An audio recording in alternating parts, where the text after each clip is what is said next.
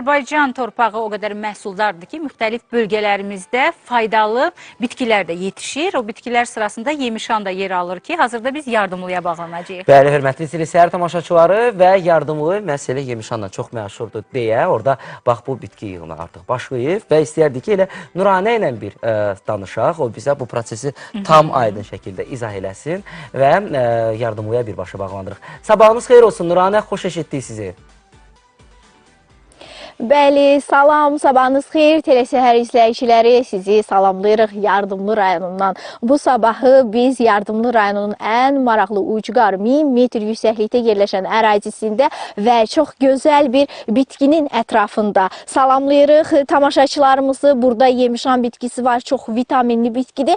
Bu bitki haqqında istəyərdik məlumatlar sizlərə təqdim edək. Tamaşaçılarımız məlumatlı olsunlar. Bitkimizin adı yemişandır, amma yanımda mütəxəssisimiz var, aqronomumuz var. Aqronomumuz bildirəcək Bilal müəllim ki, bu bitki necə yetişir, ümumiyyətlə bu bitkinin vitaminləri, tərkibi insan üçün hansı əhəmiyyətli dərəcədə belə deyək, tərkibləri var. Bilal müəllim sizi telesəhər izləyiciləri izləyir. Salam, sabahınız xeyir, hamınızı yardımdan salamlayıram.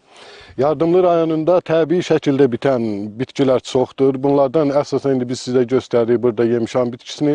Yemişan bitkisinin qırmızı sirgilə və qara formada qaragilə forması. Hal-hazırda bu sahədə itburnu bitkisi də var.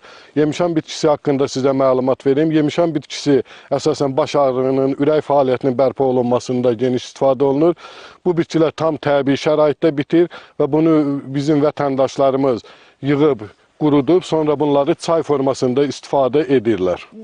Baxın, elə dərrə maraqlıdır mənə də. Aha. Ən çox hansı bölgələrdə yetişir? Mən bunu Astara rayonunda da görmüşdüm. Bəli, cənub bölgəsində bu bitkilər bitir. Bunun vətəni haradır? Bunun vətəni elə demək ki, bu dağlıq rayonların hamısında bu bitkilər geniş istifadə olunur. Bunlar hamısı təbii şəkildə bitir. Yəni burada heç bir əl işi yoxdur. Hamısı təbii şəkildə bitmişdir.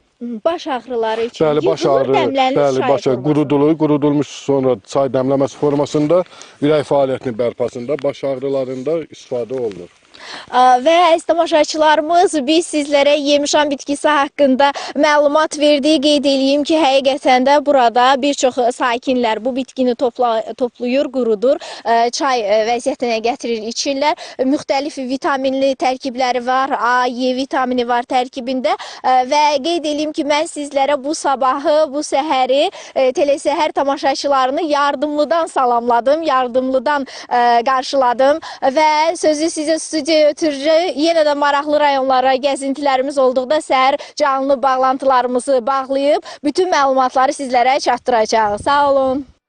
Təşəkkür edirik Nuranə. Əslində bax hiss olunur ki, Nuranə də gününü çox faydalı başladı.